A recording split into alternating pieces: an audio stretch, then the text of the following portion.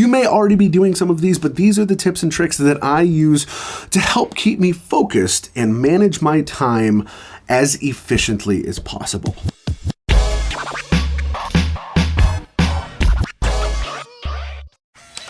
All right, people, let's get into it. I am Garrett, and let's face it, time management sucks. As creatives, it's not a strong suit. We're constantly chasing the shiny object. We're always looking for the next coolest, most inspiring thing. And even if it's a personal project that we're really into in the beginning, there's a burnout factor where at some point in the course of it, we hit a wall and then we just can't find the motivation to push past it. The first is to develop a routine. So that means that I go to bed at a reasonable hour, I have an alarm, I wake up at a reasonable hour, I start my work day at 9 o'clock in the morning when the rest of the world has started their workday, and I end my workday at 5 o'clock in the evening. Having a set routine like that really helps me kind of in my own mind say, okay, this is the time that I have to do this stuff, so this is when I'm going to get it done. If it's just kind of this like ambiguous thing that it's like, well, I'm gonna go to bed when I'm tired and it's 2 a.m. and then I'm gonna wake up at noon and then I'm gonna kind of just work my way through and start doing stuff and then I'll work until 10 at night.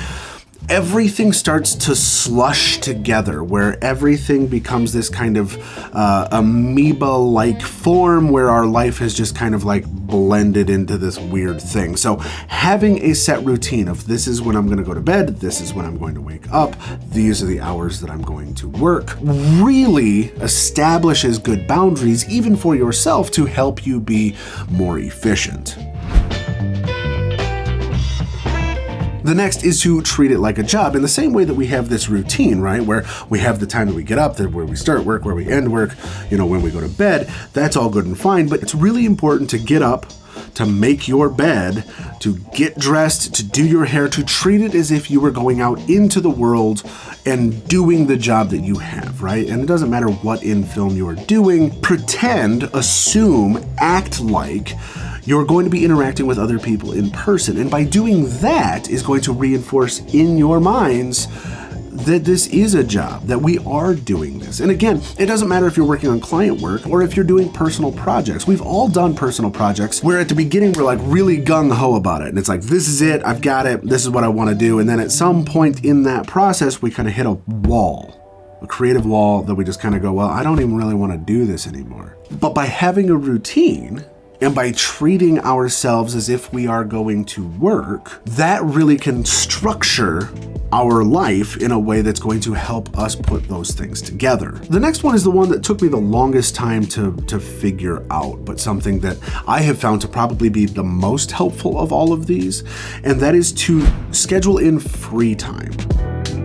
Especially when I'm approaching deadlines, like it's one of those things where it's like, I gotta hunker down and I gotta spend the next 16 hours on this edit. And you just sit there and your eyes get all bloodshot. And of course, edit time isn't real time. So then all of a sudden you realize that you're 16 hours in and you haven't eaten, you haven't stood up. It turns into a whole thing. The side effect of that though, is that of course, when we're working on our computers, what's also on our computers is the internet. And while we, start to do an image search for an asset that we're gonna pull in for part of the thing, that then turns into now we're on YouTube looking at cat videos for 3 hours, and now all of a sudden I've wasted so much time doing nothing but not giving my mind a mental break, because in my mind I feel like I should just be using this time to work. So there's this weird kind of push and pull of doing nothing and feel guilty about doing nothing but not actually giving myself space. That's why scheduling free time into your day becomes so important. And it doesn't matter if it's task oriented or time oriented. I'm going to work on this thing for the next 2 hours and then I'm going to give myself a 20-minute break, or I'm going to get this next thing done and then I'm going to give myself a break. But having those breaks actually helps me focus on the task that I'm doing at that moment, knowing that on the other side of this, there's free time. And then when I'm in that free time, I don't have any guilt because I was able to do the thing that I set out to do. And so I can enjoy myself and relax and actually rest my mind in whatever it is that I'm doing, even if it's looking at cat videos on YouTube, to where then when I go back to the work, I'm refreshed and can refocus. That back and forth, for me, has been so unbelievably helpful in helping me get things done more quickly by scheduling in free time than trying to cheat it in. Because at the end of the day, you spend more time doing nothing without having these set timelines than if you just schedule it into your timeline. One of the challenges of being a creative at home is work-life balance. Everything has kind of blended together now to where it all is this hodgepodge of everything, which is why a lot of this stuff is just kind of creating these healthy boundaries for ourselves.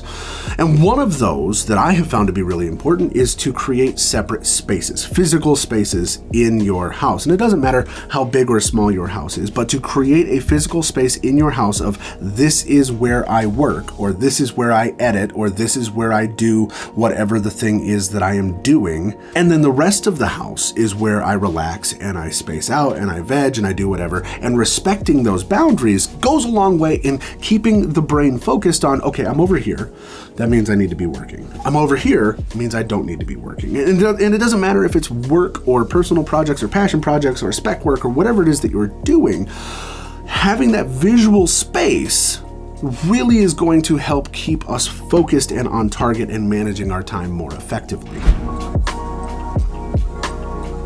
Once you've created all of your systems, you've developed your routine, you've got your time management, you've given yourself your physical space, you're scheduling in your free time. At the end of all of that, if you still find yourself struggling, give yourself some grace. We're not doing things that we've always done before, and we're doing things that we've never done before, and we're all coping with it differently. So strive to be as efficient with your time as possible, to give yourself the most amount of time you can to take care of yourself. Those are the tips and tricks that I have learned over the past few years about how to manage my time most efficiently as a filmmaker working from home. I hope you found this helpful, and if you did, do me a favor, give this a like. If you want to see more stuff like this, hit subscribe and comment down below on things that you want me to talk about. And as always, I'll see you in the next episode.